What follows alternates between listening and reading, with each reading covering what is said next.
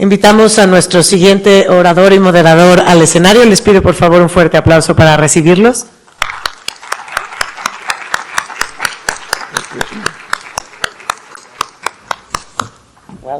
Gracias.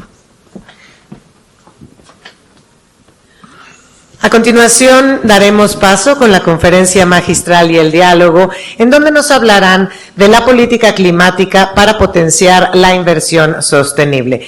Permítanme dar la bienvenida a nuestro orador, quien es Co-chairperson of the Steering Committee, Green Investment Principles Fellow at Cambridge Institute of Sustainability Leadership in UK, Michael Sheren. Welcome, Mr. Sheren. Thank you.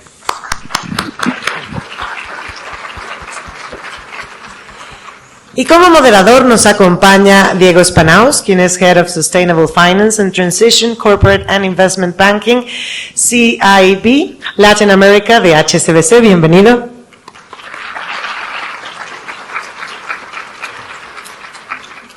Dando inicio, cedo la palabra al moderador Diego Spannaus. Thank you. Yeah, thank you, Michael. Welcome, and the floor is yours. Oh, no, please. I think the idea is for you to start with your presentation, so please go ahead, and after that we can have a Q&A, you and I. Fantastic. That's great. Yes. Well, I'd like to thank all of you for coming here. It's a great honor and it's a great pleasure, but I must say the organizers are extraordinary. What they brought together here amongst all of you, I've been listening all day yesterday and this morning, and it's just been a real treat to listen as much as be able to share with you.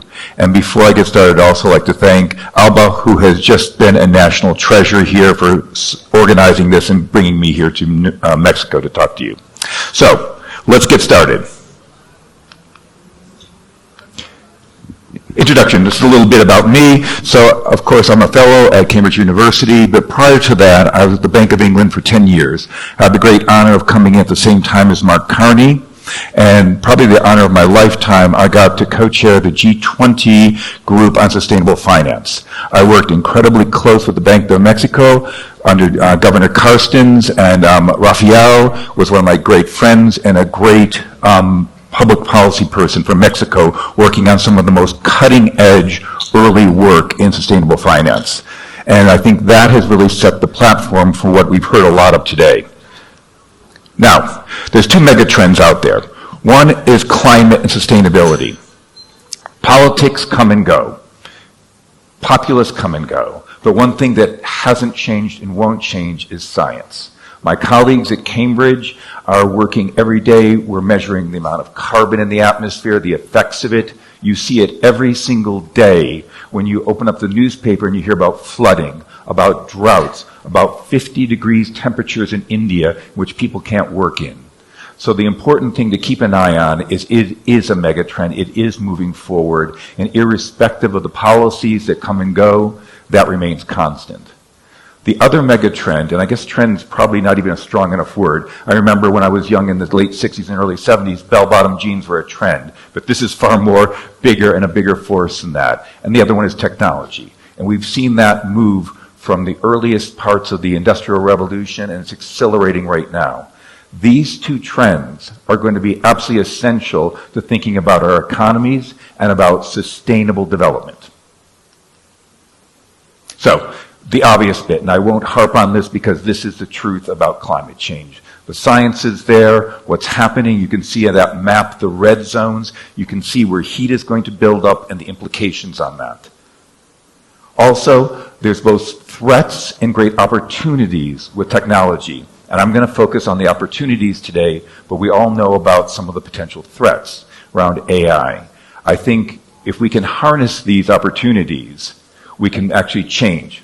So why do we try and shape these megatrends? Well, obviously it's for our economic benefit. On a macro level, the consequences of unabated climate change are quite, they're existential. But on the country basis, if we can actually harness the benefits of technology to actually start shaping the movements around climate change as best we can, we will see GDP growth. That's real growth, real jobs. Energy security, I'll talk a little bit more about that later because in Europe, that is absolutely a key driver of our transition. Sustainable employment. It is what it says it is. You want your citizens, you want your children working in industries that are going to be around next year. Social stability. When we started the G20 out, China, for the first time as president of the G20, wanted to put one piece of new work in the G20, and that was sustainable finance. One of the biggest drivers for that was because pollution in the cities, in the major cities, was the single largest driver of social unrest. And no government, it doesn't matter what type of format you work under, can afford that level of social unrest. So having cleaner, healthier cities also does it. And as I've mentioned there, it's health. I was talking to some of your colleagues earlier this morning. The NHS within the UK tracks respiratory diseases and things caused by NOx particles that come from automobiles and trucks and buses. The cost per year is extraordinary. And my suggestion personally is we know who manufactures the vehicles, we know what their costs are, and we know how much that these, and for a lack of a better phrase, economists call it free riding negative externalities. So basically those NOx particles are bad things, but they're not being priced in to the products. So my suggestion is the NHS should bill these manufacturers every single year the cost to our health system caused by their products. Or they can do CapEx and R&D and make more sustainable business models. So the drivers for having a sustainable economy are huge. Now, the drivers of change are going to be technology and innovation, and that's going to be my core here. 10 years ago, when we started the Sustainable Finance Study Group within the G20, technology was at a different stage, a different pace. Now we can have the opportunity to link new forms of energy, mobility, agriculture, and we can link those with policy that's enabling and with finance. And these are going to be the three bases of my discussion with you today. So let's start with technology. So the economic growth via green technology. I was having a discussion again this morning. At the end of the day, green technology is great, but it ultimately has to provide economic profitable growth as well. And 10 years ago, that probably wasn't true. But now things have changed, and they've changed quickly. So if you take a look at those two pictures, I did kind of steal this slide from one of my colleagues, though I credit him, from the London School of Economics. The photo on the left is Fifth Avenue in 1900. And you can see the little circle down there. That's actually an automobile. 13 years later, it's the same shot, but there's only one horse and buggy in there. So technology moves quickly. And the tough part for all of you who are bankers, innovators, is when do you jump on? When do you finance it? Because if you start too early, sometimes first movers get great rewards, sometimes first movers get crushed. But the one thing you need to know is technology is moving fast, and delaying it delays those benefits I talked about. GDP growth, sustainable health. And so this is a great understanding of how technology has moved over the last 100 years or so. What's particularly fun or interesting is if you look, it's each thing. There's washing machines, clothes dryers, dishwashers, and it gives you the amount of time it gets fully adapted. And oddly enough, I had no clue, but if you look at dishwashers, washing machines come on the scene about 1928, and it's only till 2005 is it almost fully adapted right there. Whereas if you look at the internet, boom, it went from 0 to 100 almost immediately. What's interesting is I don't have AI in here, and I'm going to talk to Dimitri, who actually did this slide at the London School of Economics and Cambridge. When we put AI in there, you're going to see, again, just like with the internet and mobile phones, almost immediate adaptation. And that's the real trick in here. Things are being adapted much quicker now. So this is, again, part of a discussion we were having earlier today. That speed leads to widespread adoption. So the dark green is adoption, historical progress, and then, so if you look at the red side over here, and you look at the different groups, you've got electricity, road transport, truck, aviation, chemicals, things of that sort. And here is the movement of green sustainable versions of them. And you can already see for electricity and for light road transport, i.e. automobiles, We're just about at that tipping point. So in the UK, we have a bill. In 2030, it will be illegal to send a brand new automobile built in Mexico or anywhere else, it's internal combustion, and sell it in the United Kingdom. That is driving that adaptation in the UK.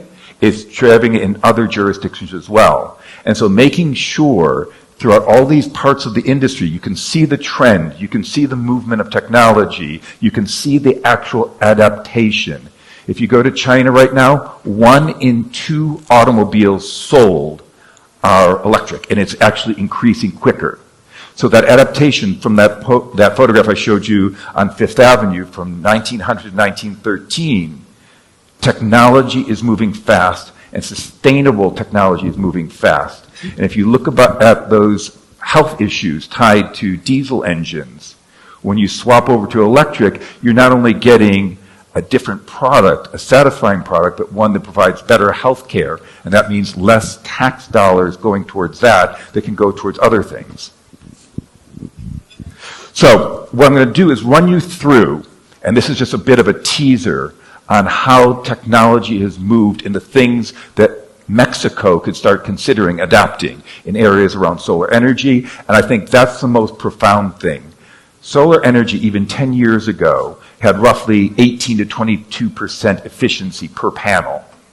I was talking to someone from Longji, which is the largest manufacturer of panels in the world. They're close to 35%, and they think they will be up to 40% soon. And to give you an idea of the difference between 22% and 40%, it's like going from a light beer to a fine Mexican tequila. The intensity level is extraordinary. To be able to take a home or a small business, instead of having 20 panels, to have 4 or 5 that can actually drive your business, and guess what? The costs have gone down.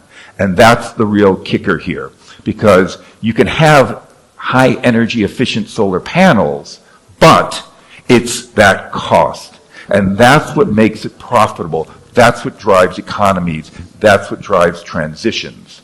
There was an article yesterday in the FT about Nigeria, also a petrol exporting country. But individual citizens and SMEs were buying inexpensive but highly efficient solar panels like they were going out of business because it was making their lives cheaper, it was driving their businesses, and it was basically the right economic choice for them. And I think that's the real message here, that ultimately not only are you getting more energy, but you're getting more energy for your dollar or your peso than you ever could have even 5 or 10 years ago. In Spain and Portugal, the amount of adaptation in solar is absolutely astounding. They're doing campuses of high energy intensive industries, everything from big pharma and med tech and computer centers, and they're basically driving those off of solar. Now, it's inexpensive, it's driving it down, but the other piece that doesn't get talked about as much, but it's an absolutely critical piece, is batteries. And if you can see those, they're the size of a giant container. Some of them are as big as a London bus. You've got lithium, sodium ion, and now flow batteries. The flow batteries are almost exclusively water inside of them. The cycles on them are extraordinary. And so let me briefly go back. As I mentioned, in the UK and Europe, the biggest driver on the energy transition is first and foremost energy security. I'll be blunt with you. None of these countries want to buy natural gas from Russia, and we don't want to buy it from the United States. So having that independence on your energy is absolutely key. And one of the ways that Europe is doing that is, one, putting in renewable energy. And I can tell you for the first time ever, about 6 weeks ago, we had a negative cost of energy in the UK. We had a giant storm up in Scotland. It drove so much wind through our turbines, we had more energy than we knew what to do with. The cost of energy was negative. That's quite extraordinary. Now, that was a rare exception. On an average day, we're anywhere from 45 to 85% renewable and nuclear. But the way energy is priced is, if your renewable is priced at 10 per unit, let's say it's 85%, that's great, but the pricing is on the last marginal unit because you have to provide energy to everyone. So that last 15% is always gas, natural gas, and that is priced higher always. So that's your last marginal unit of energy. So the renewable energy price at 10 has to come up to that last marginal unit, so everybody pays more. So the second economic driver is cost of living, what both individuals pay for their heating and cooling is driven by gas because that's the highest marginal unit, and that's the same thing with industries. So if you're thinking about the economic drivers, number one is energy security, number two is cost of living, and of course number three is the obvious existential one, and that's about meeting our climate change goals and cooling the earth. Those are very compelling reasons, and that's what's driving it in the European Union. But to get back to these batteries, so to do that, you need more than just the wind and the solar, because it's still intermittent. So to get base load effect, you need a couple other things. One is the battery, so you can store it. You can stack those next to your substations. You can put them next to this building. You can put them in a variety of places. Additionally, the third element that we're doing, they're called interconnectors. They're basically transmission lines. So there's one that goes from Norway to the United Kingdom. There's another one that goes from France to Ireland. So what you're able to do is take the wind, the solar, and either store it or move it to where it needs to be. And you can do that within Mexico. You can do that within the EU. You can do it within a variety of areas. So having both batteries, and by the way, these batteries are very, very inexpensive compared to where they were, again, 5-10 years ago. It's about the cost effectiveness, about driving your economy and doing it at an affordable cost. So that is a key link, and it's one of the things that gets lost in the discussions.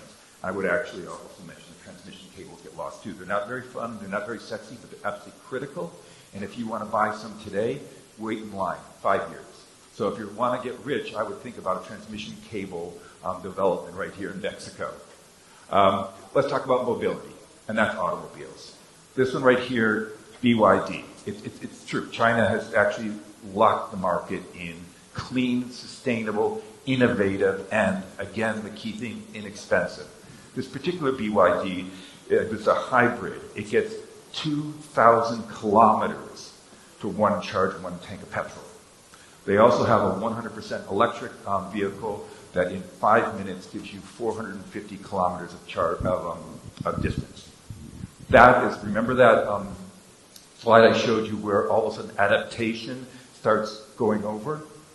These are what are driving adaptation because you as a consumer are getting a better experience, a better product at a cheaper price. And you may not all be economists, but that's a no-brainer from economies. And on top of it, as I said, 30,000 pounds in the UK for that. A Volkswagen, a Ford, and General Motor are like jalopies compared to these.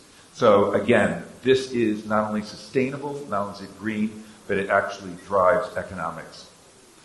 Agriculture and livestock. These are interesting ones. We were talking a little bit about small farming here in Mexico. Now you certainly can't do this for every crop, things like corn, but for a lot of crops, a sustainable vertical farm is actually astounding. Imagine if you're a farmer and you have 1 hectare of land. Now, you can put 1, 2, 3 stories of a vertical farm. You power it with solar panels, which is a no-brainer. But what's interesting about these are 90% less water usage, no fertilizer, and all of a sudden, and you can get up to 26 crops per year. If you're a small farmer, that's a no-brainer. And if you're a banker and you're trying to see whether you want to finance that farmer, getting 26 crops, they don't have to buy fertilizer, and turns out they're more nutritious. I was at MIT a few years back, and this is all in early stages. It's like walking into a Willy Wonka and chocolate factory for technology. But these are now on the line, and they're quite extraordinary. It can be highly innovative.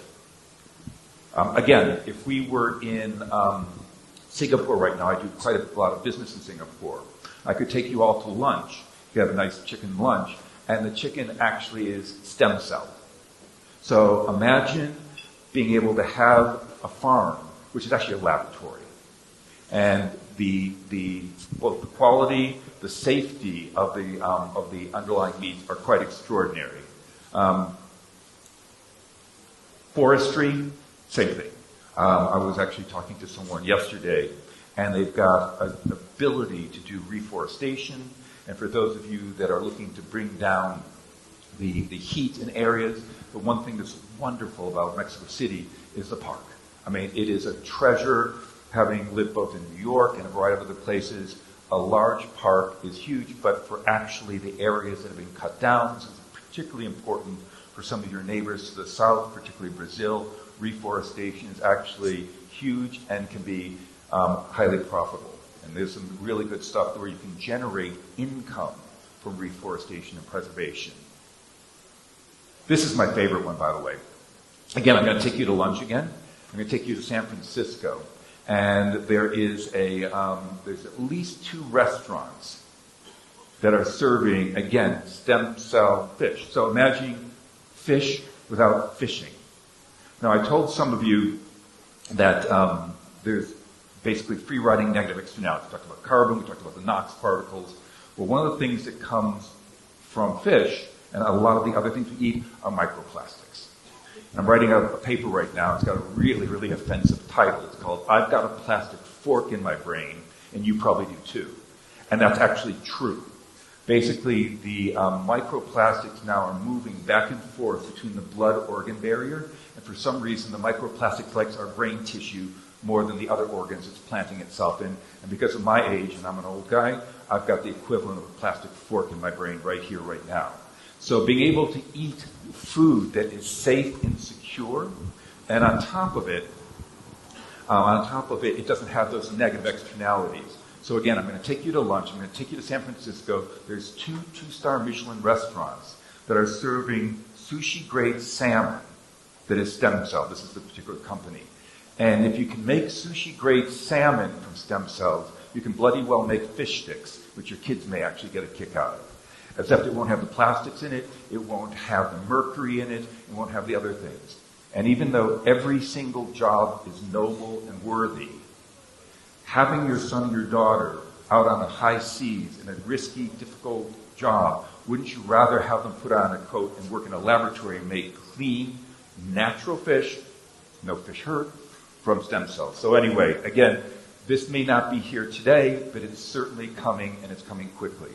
And this is really important around cement. This is a company that these came out of Caltech or MIT that are using electronic and chemical reactions to make cement. This is absolutely compounding. There's another couple that are doing concrete. And if you're a developing and emerging and a growing country like Mexico, having sustainable ways to build your infrastructure are absolutely critical. So I'm going to try and move up. So that's a quick run through where sustainable technology is driving in the areas of mobility, agriculture, construction, and it's actually profitable. And that's what you need to think about, because it can't just be that. Now, having been a central banker, and it's an absolutely key element, I need to talk briefly about policy and regulation. Policy and regulation governments can be enabling to an economy. They can help develop types of things that will help bring policy to crowd in private sector, that will prime new innovative products. I talked about we had a negative cost of energy. That became possible because the UK government early on supported and subsidized the offshore wind. With solar now, you don't even have to do it. It's economically viable in and of itself. We can help streamline approvals. I'm doing some work in Ireland. The approval process is horrific for trying to do offshore wind. So the big thing and the big takeaway is that it has to be able to be enabling. I spent a good amount of time reading through the new and highly impressive Green Development Plan. It's fantastic, and I think it's something that many other countries could use as examples. It's the government paying attention, but of course, it's about helping shield real farmers from drought and a variety of other really important sustainable development goals. Now, of course, every government needs to do more, so I'll give you some other examples of decisions. So just a couple of weeks ago, and this is an example, at the end of the day now, people don't like governments writing checks, but sometimes they're really valuable. So Scottish Power, who runs our offshore wind, the grid just wasn't a viable way to bring down additional power from Scotland to England. So the UK government gave a £600 million pound loan, which crowded in a tremendous amount of other money, including HSBC, Bank of America, a variety of others. And this was important because you can bring in cheap, inexpensive power that achieves both bringing down the cost of power for citizens as well as that energy security issue. Now, also, UK had paid a record $1.9 billion to subsidize offshore wind. That's my point. To Bloomberg, but ultimately the benefits you get, the economic benefits, are huge. So making strategic decisions occasionally for cash. The big things are around making the policy enabling. But the one thing you want, and we talked about this earlier, is consistent policy. You don't want flip-flopping. You don't want them saying, well, all right, electric vehicles are going to be mandatory 2030 and then flip to 35, then redo it. And I gave a few examples. And again, here's the exact example we were discussing earlier. The EU decided to, so you knew about my slide, the EU made the decision to flip back again, and they actually, excuse my language, pissed off industry alike, because ultimately, if you're a banker trying to finance, or if you're in the private sector, you want consistency. You want to know how you do your CapEx, your R&D, and you don't want government flip-flopping on that. It's absolutely detrimental. Now, very lastly, because we need to have some Q&As here, finance, you're the key to all of this. Being able to understand which of these new industries are the ones that are going to be profitable, but you can see technology moves fast. The foundations, it's around integrate all the green factors, the policies and regulations are great. The products, which I could talk for 3 hours on, and I've got a great friend here who's a banker. We could talk about green securitization, green CLOs, hedging thing, green zero coupon reforestation bonds, really interesting stuff. So for the bankers in the area afterwards, we should all have a separate lunch just to talk about these, because they're the same structures you see in the brown economy, but they're being employed to drive green development. Stakeholder engagement, capacity building, even these type of events help do that, the transparency of long-term thinking and alignment with global and national goals. Now, I've tried to run through that as quickly as possible because we've got some questions and some discussion to take place, so I'm going to sit down now and have a discussion here with my great friend. Thank you, Michael. No, congratulations. I was looking at the audience, everyone was paying much attention, so they were very keen to learn from your presentation, which was outstanding, so thank you for that. So I wanted to ask you, based on your experience at G20, you have had quite a lot of experience with Asia and China in particular. So China used to be one of those players that were really affecting badly the environment, but very quickly they transform, and now they're a catalyst for change. They're leading in terms of technology, both on solar, also on green electric vehicles.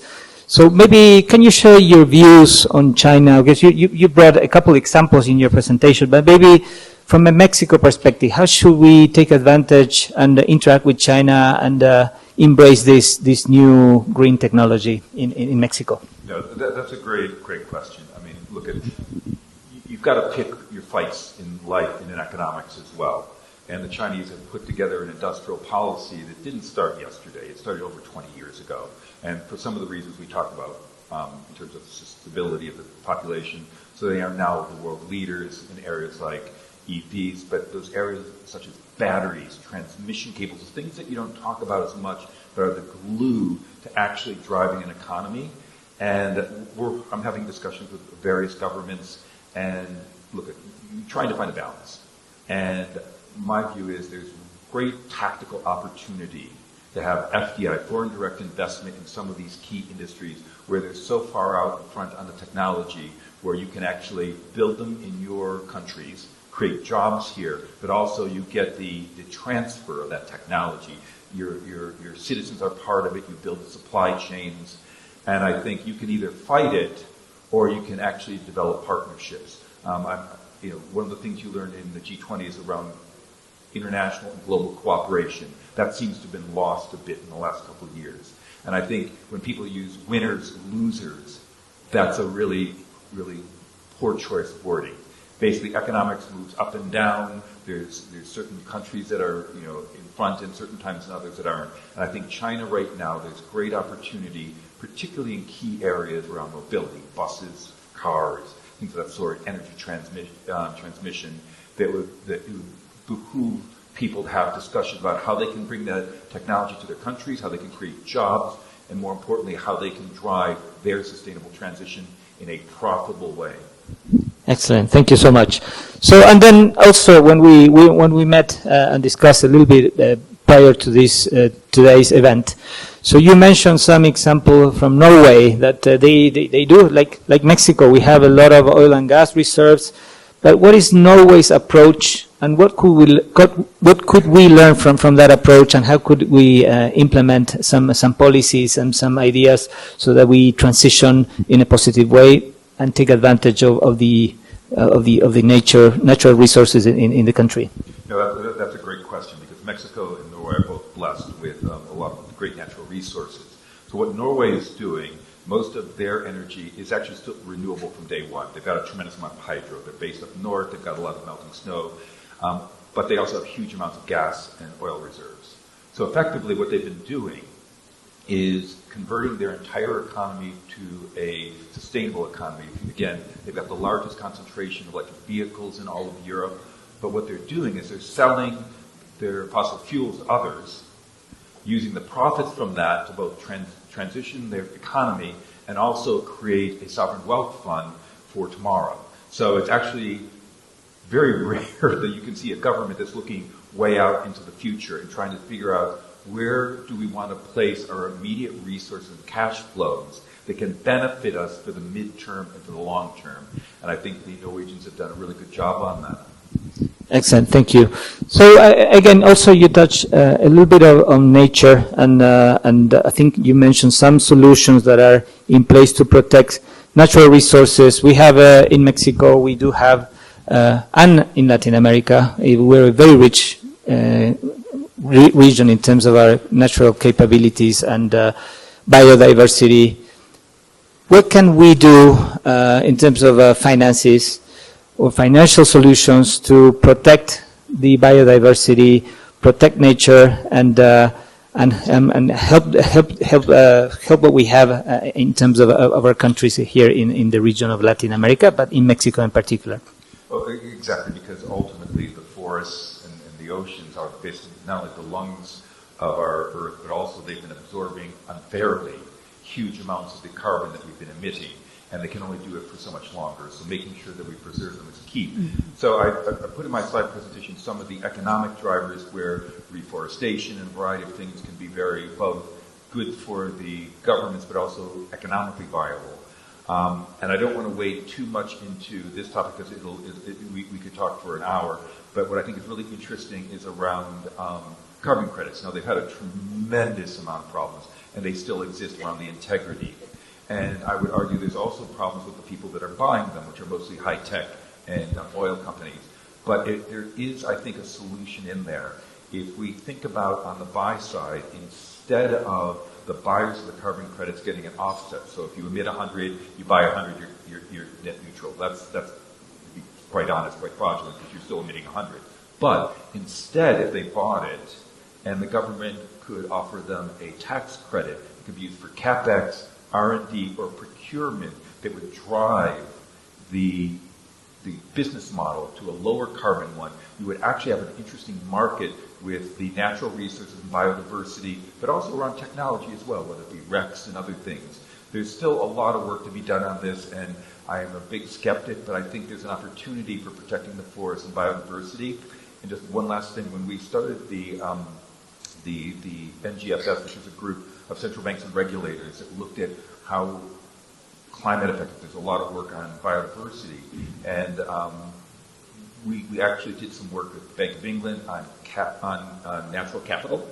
And one way to measure it, for those of you that are in the banking or insurance industry, you can see how important nature is when you look at the claims, the insurance claims, and some great data with the reinsurers like the Swiss Re and all that. So being able to do the work in preserving nature is not only important for keeping the world in balance in a system, but it's also a way in terms of saving on profitability, because ultimately, if you can't insure a home against flooding, ultimately the economic implications, not only for the person, but if you're a bank like HSBC and you're in the United Kingdom and I can't get insurance, well, that actually impairs your mortgage portfolio because it requires that type of insurance. So there's a lot of economic drivers around nature, both on opportunities, but also risk avoidance and also loss of profits. So it's a very complex thing, and again, we could do another hour or two on that. Absolutely, thank you. So climate risk, of course, is a huge problem, and that we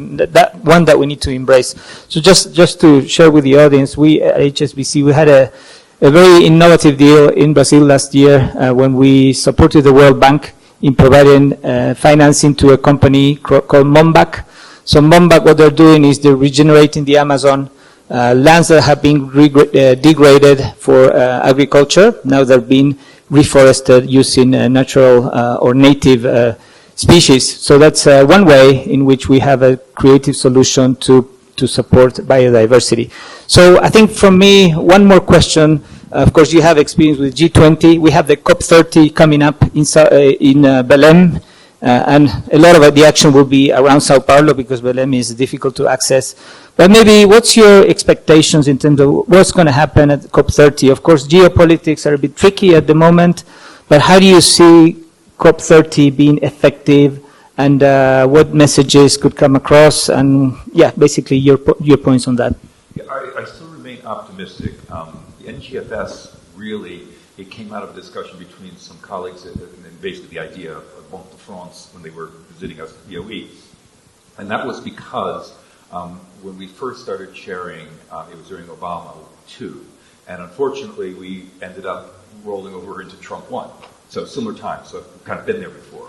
And what makes me optimistic is what we did with that. And we found coalitions of the willing, groups that had aligned interests. So the NGFS started with 6 central banks, including the Bank of Mexico. And we didn't think anyone would join us. I mean, Trump was pulled out of the Paris Agreement. You had 6, 6 central banks is nice. There's over 100 now. And actually, it was interesting, not long on, the California and the New York state insurance regulators joined it. So, by the way, California would be the 6th or 7th largest economy in the world. So I guess my point to you is coalitions of the willing, whether it's in private business, whether it be banks, having aligned interests, you can actually still do things during difficult times. Because I mentioned the science hasn't changed, the march of technology hasn't changed, the opportunities for sustainable economic development haven't changed, they're just getting better. And so being put off by obstruction. So I'm hoping we'll see in Belém, and to your point, in Sao Paulo more likely, people getting together who have aligned interests in pushing them forward, because we got more done in those first few years, the NGFS, because we said, fine, we've got nobody putting their hand up and trying to put a reason not to do something.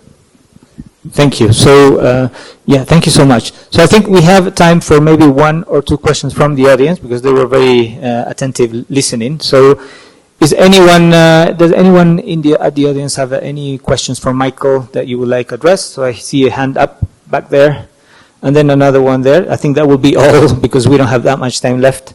But at least 2 questions from the audience. We can have the first one here, and there's a gentleman back there. Thank you. Yes.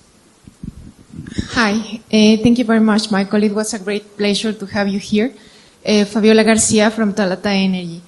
My question is, in your experience, and I was quite intrigued about the last comment on tax credit. In your experience, what is more useful in terms of reducing emissions in a country?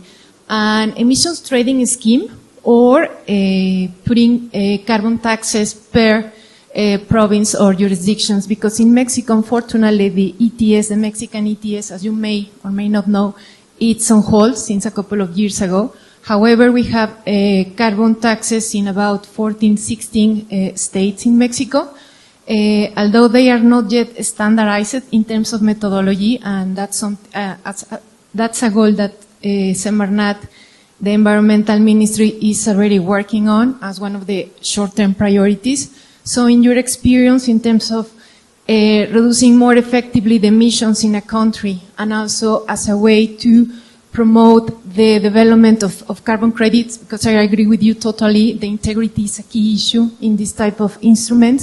However, in some other states, in Mexico, for instance, you have the carbon mechanism that also promotes the developer that if they are already developing carbon credits, they can reduce the tax base, so they are paying less taxes, but at the same time they are reducing emissions. So what's your experience internationally in terms of what of these two instruments that I know are totally different, but I'm trying to think the best way in Mexico to mitigate the emissions, please? That's a brilliant question. And to be fair, the voluntary carbon market, which I just alluded to, is almost a tail on the carbon pricing discussion. You were brilliantly alluded to a variety of them. So carbon, as I said, for the most part, is a free riding negative externality. Most companies and products that generate it don't get priced on it. So to your question is, how do you price it and how do you generate ways of both bringing down the emissions? So in the EU, we have what's called a compliance carbon market, which is effectively a carbon tax. Everyone goes, oh my God, carbon's priced at 60 or 80 I think euros a ton. How come we don't see that in the market? Well, that's a compliance market, and that's basically set by the government, and it's a trade one. It's actually quite effective. If they're going to clamp down on that even more, it's a halfway house. It's a little more than a halfway house to a direct carbon tax. So that's a pretty effective means. Another thing that is coming into play, which will affect Mexico, but I spend a lot of time in Asia, and it's the CBAM, which is a carbon adjustment tax. So if you are BMW and you outsource a lot of your component part manufacturing to Mexico and to Asia, because ultimately it was less expensive, but now you're saying, oh, you can make it, but you also have to demonstrate that you're doing it at the same or a lower carbon footprint for each part. And so, again, it's trying to drive down the carbon emissions in those. Though a lot of people would argue, and I would have to say there's some agreement on that, it could be just simply a barrier. So that's another way. To your point, direct carbon taxes. So if a carbon tax is so low, and a lot of the ones here in Mexico are quite low, it almost encourages people to continue to emit carbon because it's so cheap. In Singapore, they started off really low. I think it's 10 or 15 bucks a ton. It's now stepped up to 25, and then it's going to step up again. Then it starts becoming a meaningful one. And as an economist, if you directly tax something off of it, it inspires people. But it also can kill industries as well. So finding that right adjustment, because I completely agree with you, and even my suggestion on the voluntary carbon market, the buyers shouldn't be about hiding their emissions. Buying them should be about how they decrease their emissions.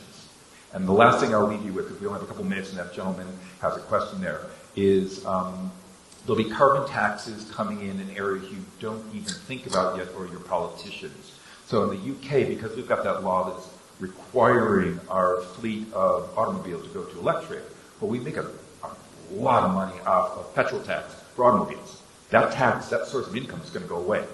So we're going to need to think of other ways to make income to support our country. And that's going to probably land on carbon taxes of some sort.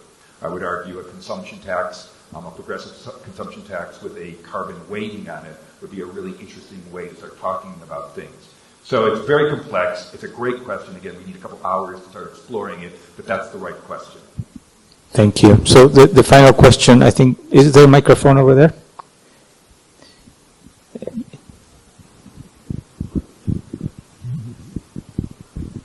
Thank you so much, Michael. David Bronswijk from IDOM. I have a question regarding the example you provided about Norway and their investment fund.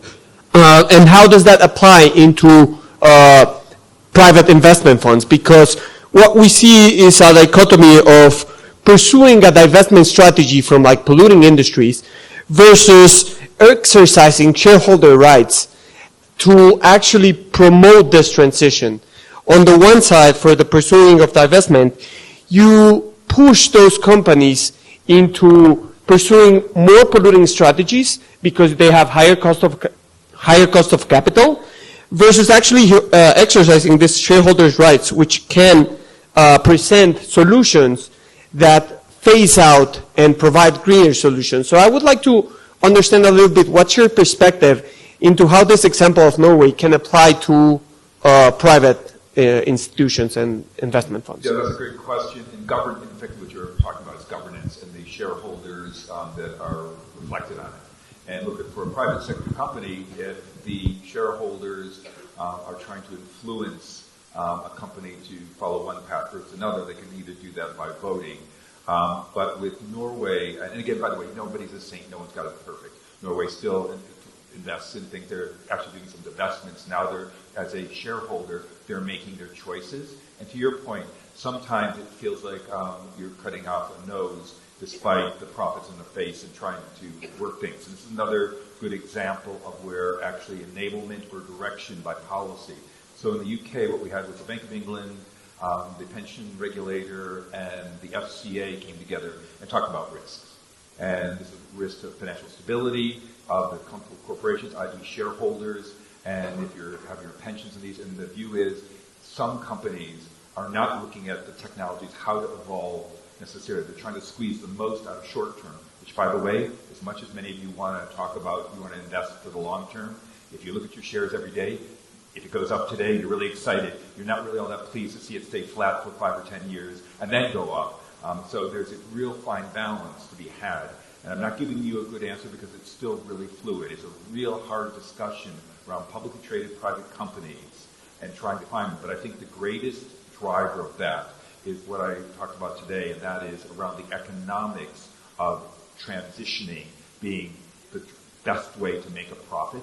So if you're generating a gigawatt at a fraction of the cost of a fossil fuel, particularly after the financing on it is amortized, that's the most persuasive way possible. And again, I tried to follow into a lot of different industries, everything from automobiles to fisheries and a variety of other ones. They're not just interesting, but they're actually profitable, they're economically viable, and I think that's the most powerful force for private sector. And if management of privately owned companies aren't following those types of things, then that's a problem of the board and the governance, and it's a bad example of them not communicating or vice versa with their shareholders. But it is, in a time of transition, in a time of flux, you've identified arguably one of the most contentious areas of discussion.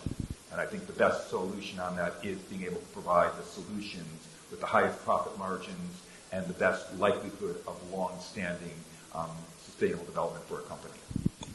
Well, I think that, so thank you, Michael. That about makes it. So we run out of time. Thanks for your questions, and welcome to Mexico, and thanks for your support. Thank you. Thank you so much. Thank you, everyone.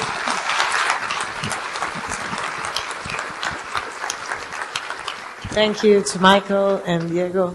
Please, another big round of applause for them.